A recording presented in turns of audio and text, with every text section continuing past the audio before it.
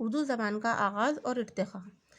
ये बात सभी जानते हैं कि दुनिया में जहाँ जहाँ इंसान आबाद हैं, इज्तिमाई तौर पर उनकी एक ज़बान है और इलाक़ाई बोलियाँ हैं।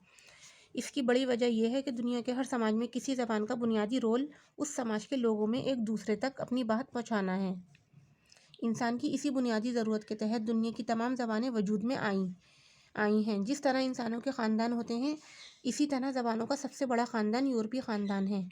इस हिंद यूरोपीय ख़ानदान की एक शाख हिंद आर्याई है। हिंद आर्याई से आगे चलकर जदीद हिंद आर्याई ज़बानें वजूद में आईं, जिनमें उर्दू भी एक है। क़ायदा है कि मुख्तलिफ़ ज़बानें बोलने वाली कौमें जब एक दूसरे से मिलती हैं और लेन देन करती हैं तो एक नई ज़बान की बुनियाद पड़ती है। लेकिन जब तक ये मेल मिलाप और लेन देन बड़े पैमाने पर ना हो तो लसानी ज़बान से मुताल्लिक़ सूरत हाल में कोई तब्दीली में नहीं आती। मसलन 5वीं सदी ईस्वी से 7वीं सदी ईस्वी तक अरब ताजिर बराबर मलाया के साहिल पर आते जाते रहे, लेकिन उनकी अरबी ज़बान का वहाँ के लोगों की ज़बान पर कोई ख़ास असर नहीं पड़ा। सिंध में मुसलमान 8वीं सदी में दाखिल हुए, लेकिन वो भी वहाँ की ज़बान पर पूरी तरह असरअंदाज ना हो सके।